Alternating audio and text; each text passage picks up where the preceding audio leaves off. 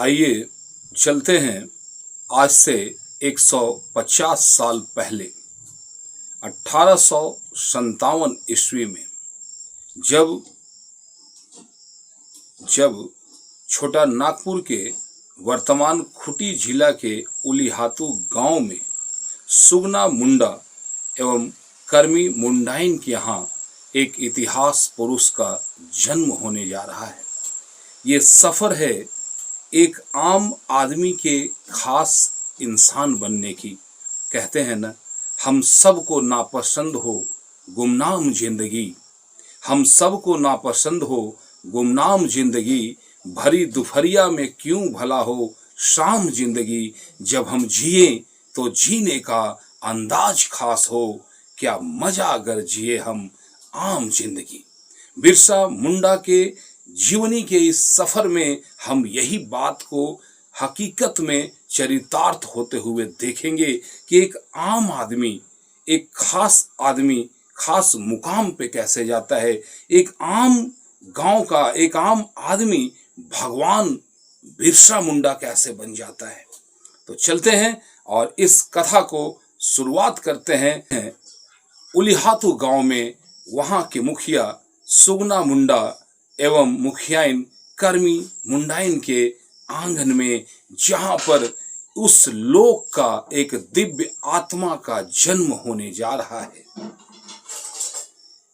ये उद्घोषक सूत्रधार के इस बात के बाद कहानी प्रारंभ होती है।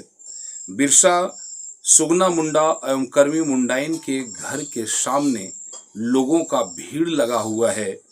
लोग देखना चाहते हैं कि आज हमारे गांव का नया मुखिया कौन बन के आएगा, मुखिया बनेगा या मुखियाइन बनेगी। उसी बीच अचानक बच्चे के रोने की आवाज आती है और एक बुजुर्ग महिला अपने हाथ में नन्हे से बालक को लेकर के आती है और सुगना मुंडा के पास दिखाती है। ए मुखिया देख रे, कितने सुंदर बच्चा, आहा कितना प्यारा इकर आंख लगे था। अरे चेहरा में ही चमक बड़ा शानदार है। ए काकी सुगना मुंडा ने कहा, काकी अरे मेरा बेटा है, हमको भी तो दिखाओ जरा मेरा बेटा कैसा है। काकी बोलती है, अच्छा मुखिया, अच्छा बेटा के पहला बार देखना है बिना सगुन का। अरे काकी सगुन के क्या बात करते हैं, पूरा सगुन अब तो पूरा गांव खांसी काटो रे, बकरा काटो, तेरा नया मुखिया आया है। बिरसा मुंडा अपने पिता सुगना मुंडा के गोद में जाते हैं। सुगना मुंडा देख कर के, वाह, अरे काकी तू तो बोले ही चमका, एक आंख देखना कितना तेज है इसका आंख। हा। ए मुखिया हमको भी दिखाओ छोटा मुखिया को। गांव वाले और आ गए, बिरसा सुगना मुंडा के हाथ से बच्चे को अपने हाथ में लेते हैं। सब बोलते वाह क्या बात है, अरे हमारा नया मुखिया सुगना चचा, क्या नाम रखिएगा इसका। एक बगल में और थे, उनके मित्र हैं, एक नया किरदार, वो कहते हैं, अरे सूरज जैसा ही तो चमक रहा है, इसका नाम सूर्या मुंडा रखो, सूर्या मुंडा। सुगना मुंडा उसके हाथ से बच्चे को अपने गोद में लेते हैं, बोलते हे पगला, देखे थे हमारे बेटा के चेहरा एकदम वीर टाइप के लगे था, वीर लगे थे रे, वीर ये बड़ होकर के वीर बनता हो, एक नाम होता हो बिरसा मुंडा। सबने बोला हमारा नया मुखिया बिरसा मुंडा। ये सीन हुआ।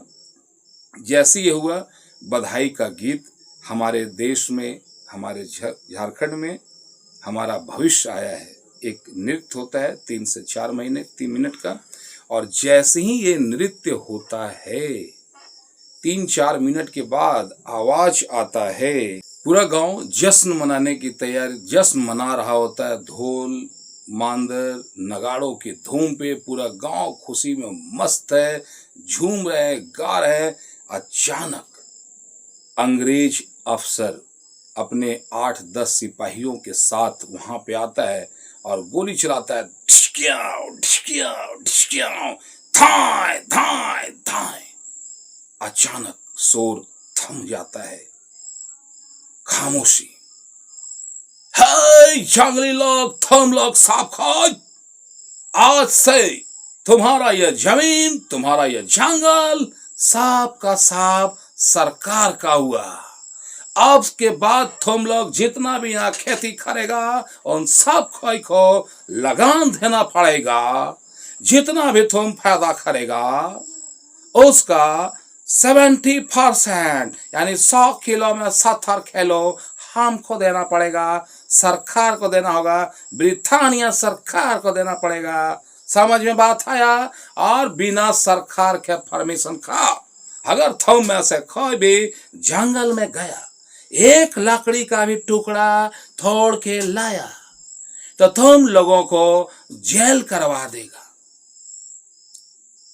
ए बाबू, ये तो अन्याय है बाबू, ये कैसा हो सकता है? ये जंगल हमीन के हमीन बाप दादा का है, हम कैसे आपका हो सकता है? सिपाहियों, इसको पकड़ के लाओ इधर। लाया तुम बोलता है सरकार से करता है, इसको 4 डंडा मारो, पहले मारो। वो मार चलते रहता है, वो रोते रहता है, यो दादा यो भैया, पूरा जबरदस्त लड़ाई। 8 लोग मिलके उसको पीट रहे हैं और वो तड़प रहा है। तब तक एक और लेडीज, गांव की महिला बोलती है, ये गलत है अंग्रेजी बाबू, गलत है, हमरे लोग के तुम क्यों मार रहे हो? लेडीज कांस्टेबल, जाओ उसको पकड़ के लाओ इधर, इसको पकड़ के 4 झापड़ मारो। आतंक। याद रखना, और किसी को कुछ पूछना है सरकार के खिलाफ को जाएगा। अगर कोई सरकार के खिलाफ गया तो तुम लोगों के साथ मैं इससे भी बुरा काम करेगा, पूरा गांव को लाइन में लगा के टक टक टक गोली मार देगा। समझ में आया बात? कोई सवाल नहीं। इन दोनों को पकड़ के जेल ले चलो। अंग्रेज अफसर, और किसी को कुछ बोलना है? एक युवती, इस बेइज्जती को हम याद रखेंगे साहेब, इस बेइज्जती को हम याद रखेंगे। याद रखना भी चाहिए। गुलामों, तुम्हारा राजा हमारा गुलाम है, तो तुम जो है तुम सब का सब मेरा गुलाम है। ब्रिटानिया सरकार के नीचे सब कोई को झुक के चलना पड़ेगा, सिस्टम के नीचे। या सिस्टम है, कोई भी आगे बढ़ा तो याद रखना मेरा जासूस तुम लोगों के चारों तरफ छाया हुआ है। धीरे धीरे समय बीतते चला जाता है। समय बीतते बीतते बीतते धीरे धीरे बिरसा बड़ा होते चला जाता है। इसी राउंड में 2 राउंड चलता है, एक छोटा बिरसा, फिर थोड़ा बड़ा, फिर थोड़ा बड़ा, और बीच में बात होता है बिरसा और उसके पिता सुगना मुंडा के बीच में। बिरसा बचपन में पूछ बैठता है, बाबा ये अंग्रेजी साहब लोग हम लोग का जमीन क्यों छीन रहे हैं? सुगना मुंडा, क्योंकि इनके पास ताकत है बेटे, और जिनके पास ताकत होता है ना बेटे, वो अन्याय अत्याचार कमजोरों पर यूं ही शासन चलाते रहते हैं। बिरसा, बाबा अगर कोई ताकतवर आदमी अन्याय करे तो कोई उसको रोक नहीं सकता है क्या? सुगना मुंडा, क्यों नहीं रोक सकता बेटे, क्यों नहीं रोक सकता बेटे? जब पूरा समाज जिस दिन एक हो जाएगा ना, जब सब लोग संगठित हो जाएंगे ना, जब तब इन चंद सेठ महाजनों साहूकारों और इन अंग्रेजों से हम अपने लड़ सकते हैं। देखना बेटा, एक दिन ऐसा आएगा जब ऊपर वाला एक ऐसे इंसान को भेजेगा जो इस अन्याय और अत्याचार के खिलाफ लोगों को संगठित करेगा, लोगों को एकजुट करेगा, और उस दिन हम इन्हें दिखाएंगे कि इन 5 उंगलियों में से एक एक को तो तोड़ा जा सकता है, लेकिन जब ये उंगलियां जुड़ करके मुक्का बनेंगी ना, तो किसी के भी सामना कर सकती है ना बेटे। एक दिन जरूर कोई ऐसा आएगा जो पूरे समाज को न्याय दिलवाएगा, पूरे समाज को संगठित करेगा। बिरसा। अब बिरसा कहते हैं, बाबा वो इंसान कोई और नहीं, मैं बनूंगा। बाबा याद रखना बाबा, वो इंसान मैं बनूंगा, अपने लोगों को कभी झुकने नहीं दूंगा। जब तक मेरे शरीर में सांस रहेगा बाबा, मैं इन अपने लोगों को एकत्रित करूंगा, एकजुट बनाऊंगा, इन पांचों उंगलियों को एक साथ मिला करके ये मुक्का बनाऊंगा जो इनके बंदूकों से भी जोरदार हमला करेगा। सुगना मुंडा, क्या बात है, शाबाश मेरे बेटे। एक मुखिया का बेटा, भावी राजा का यही जोश होना चाहिए। शाबाश बेटे। धीरे धीरे समय बीतता गया। बिरसा जब 10 साल का हुआ तो उसे पढ़ने के लिए आज के चाईबासा के जीएल चर्च स्कूल में उसका एडमिशन करवाया गया। और जहां पर सबसे पहला ही उसका सामना हुआ जब वहां के चर्च के फादर ने उसे बोला कि आज से तुम्हारा नाम बिरसा नहीं डेविड है। और ये बात सुनना था कि बिरसा के अंदर का वो बचपन का बात याद आ गया। उसने सवाल पूछ दिया, क्यों मैं बिरसा से डेविड बन जाऊं? आपका धर्म अच्छा है तो इसका मतलब थोड़े है कि हमारा धर्म बुरा है। पादरी से उसकी बहस होती है और बहस होते ही वो स्कूल छोड़ करके बाहर निकल जाता है। बाहर निकलता है तो निकलते निकलते एक आश्रम में जाता है। वहाँ एक गुरु बैठे हुए थे। उन्होंने भूखे प्यासे था तो गुरु ने उनको बुलाया, बिरसा को, बेटे तुम बहुत थके हुए, बहुत परेशान लग रहे हो, आओ आश्रम में बैठो, कुछ भोजन करो, आराम करो, फिर तुम चले जाना। जब वो भोजन करके बिरसा जब उठा तो बिरसा जब उठे तो उन्होंने गुरुदेव से पूछा, गुरुजी आप यहाँ पे अकेले क्या करते हो? बोलता मैं यहाँ पे पूजा करता हूँ, ध्यान करता हूँ, इन प्रकृति के बीच में रहता हूँ। जानते हो ये जो पेड़ पौधे हैं ना, ये बहुत चमत्कारी हैं। तेरे पास खाने को कुछ भी नहीं रहेगा ना तो इनका एक एक पत्ता भी तुम्हारा जिंदगी गुजार सकता है। बाबा, बिरसा ने कहा, गुरुदेव क्या आप मुझे ये वनस्पति विज्ञान समझाएंगे ताकि मैं भी इसका प्रयोग करके अपने गांव वालों को निरोग रख सकूं? तो हाँ बेटे, अगर तुम्हें सीखने की इच्छा है तो हम तुमको जरूर सिखाएंगे। और ये चलते चलते चलते करीब 3-4 साल तक गुरुदेव के आश्रम में रहे। बिरसा मुंडा वनस्पति ज्ञान का ज्ञान लिया उन्होंने। और जब 3 साल के बाद बोले, गुरुदेव कुछ ऐसा भी कुछ तो बताओ जो बीमारी से भी दूर कर दे। तो गुरुजी हंसते हुए बोले, बिरसा लगता है तू मेरे पास कुछ भी रहने नहीं देगा, सब कुछ ले ही लेगा। लेकिन जाओ मेरे बच्चे, मेरे अंदर जो भी ज्ञान था मैंने तुम्हें दिया, अब इस ज्ञान को लेकर के जाओ, अपने समाज में जाओ, अपने संस्कृति को बचाओ, लोगों को रोग मुक्त करो। और ये दौर आते आते 1895 गुजर गया। बिरसा 20 साल के हो गए। चाईबासा से उस समय बस ट्रक ट्रेन नहीं था। चाईबासा से वो पैदल ही गांव होते होते जा रहे थे। और हर गांव में कहीं देख रहे हैं तो बुखारी। ये 95 का वो दौर था जब अकाल छाया हुआ था। प्रकृति इंसान की परीक्षा ले रहा था। अनाज पैदा नहीं हुआ था, भूखमरी की नौबत थी, नदियां सूख चुकी थी, तालाब सूख चुके थे, जानवर प्यासे थे, इंसान भूखा था, बीमारियों का बोलबाला था, चारों तरफ त्राही त्राही लोग कराह रहे थे। जब पहले ही गांव से जब आश्रम से बाहर निकले तो वहां पे देखा लोग परेशान हैं। उनको बीमारी देखते समझ में आया। वो जंगल से जड़ी बूटी लाए और बीमारों को खिलाया।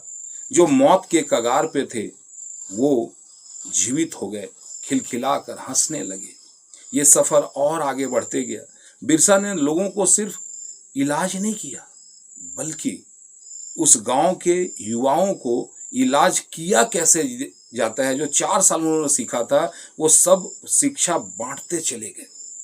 वो जिस गांव में गए उन्होंने वहां पे अपने जैसे 10, 20, 50 बिरसा को खड़ा कर दिया और वो 10, 20, 50 जो अलग अलग गांव में गए और धीरे धीरे इनके गांव उलीहातू जाने के पहले इनकी खबर पूरे गांव में पहुंच चुका था। आज पूरा गांव बिरसा मुंडा का स्वागत कर रहा था, एक मंच पे उनको बुलाया जा रहा था और बिरसा मुंडा को जो मौत से बचाए उसे ही तो भगवान कहते हैं ना। और इसी काम के कारण बिरसा मुंडा को भगवान की उपाधि दिया गया, धरती पुत्र का उपाधि दिया गया। धरती पुत्र मतलब धरती आबा, धरती आबा का मतलब होता है धरती पुत्र, ठीक है।